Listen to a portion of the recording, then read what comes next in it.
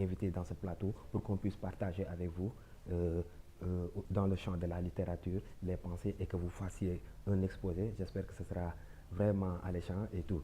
Aujourd'hui, nous allons partir suivant le thème, à savoir genre et littéraire, la littérature, cours de français, genre et littéraire, origine, depuis sa définition et tout. Aujourd'hui, qu'est-ce qu'on peut retenir de la définition de la littérature? Oui, vous savez que la littérature, elle est globalement définie comme étant l'ensemble des œuvres écrites et orales qui ont un objectif autre que de délivrer un message, c'est-à-dire qui ont donc une visée esthétique, entre autres. Et donc, voilà, elle est composée de, comme vous l'avez dit, plusieurs genres. Voilà. Même en intégrant l'adjectif oral, nous, on a tendance dans nos classes à nous focaliser sur l'aspect écrit, mais aussi la musique, l'ambiance, tout ce qui tourne autour aussi participe à cette littérature. Parce qu'on dit l'ensemble des œuvres écrites ou orales. Donc, Voilà. voilà. Donc, parlant de la littérature, on est tenté de partir de sa genèse, partir des courants de pensée, les gens littéraires qui l'ont fécondé et qui ont été vraiment à la première heure de la littérature.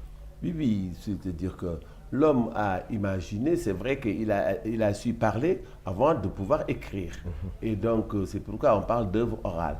Il a été toujours lié à l'homme de s'échapper, de créer autre chose que la triste réalité ambiante dans laquelle il évolue. Et maintenant, la naissance de l'écriture aussi a fait que cela est co-signé. Donc aujourd'hui, la littérature est constituée de l'ensemble des œuvres écrites à travers tous les genres, donc que ce soit le théâtre, que ce soit de la poésie, que ce soit le roman, que ce soit de la nouvelle, la fable, le conte. Les genres littéraires sont très nombreux.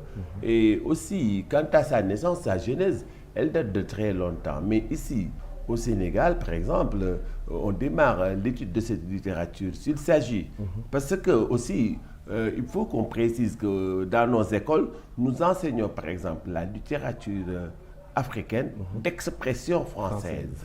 Donc, ouais, il me semble que l'on parle d'introduire un recueil de Serigne Touba dans nos livres, Koukatimat, nous attendons avec impatience, mais sachez que ce sont des œuvres écrites en français, et ou bien donc traduites en français, parce que des livres aussi qui sont dans nos programmes, comme par exemple, Le monde s'effondre de Chinya Achebe, le titre original c'est Things Fall Apart. Donc, c'est des écrivains anglophones qu'on a traduits en français.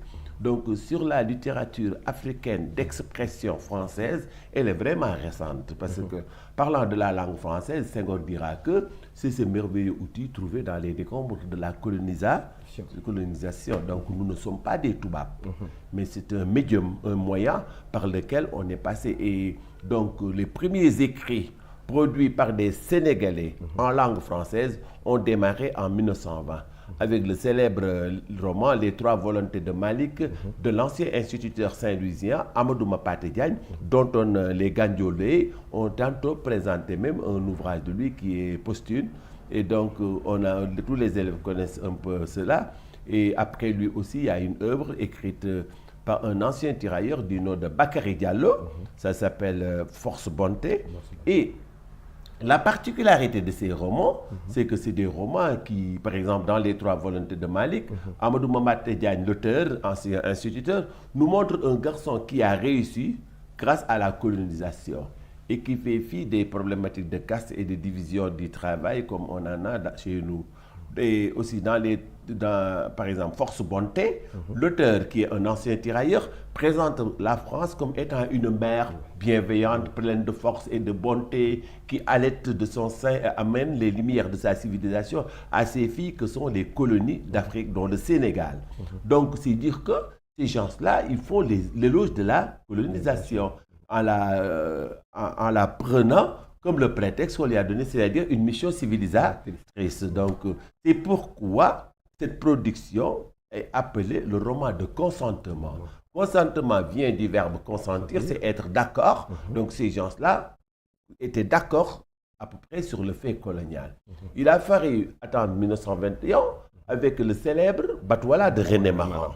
Voilà, pour voir un roman réaliste qui vraiment démythifie et montre les véritables affres de la colonisation, qui, loin d'être une mission vraiment fraternelle, véhicule vraiment une exploitation des ressources africaines sur fond de racisme et de violence. Voilà. Batouala, c'est pourquoi on le considère comme véritablement l'acte de naissance de cette littérature même qui, au départ, s'est exprimée à travers le roman, mais va créer aussi des romans de mœurs qui vont suivre, par exemple, comme par exemple, voilà, les premiers producteurs, Nini la Mulatresse, comme aussi Karim de Abdoulaye Sadji et tout cela, avant qu'on arrive vers les années 30, l'intermède de la négritude, qui s'est surtout exprimé à travers la poésie.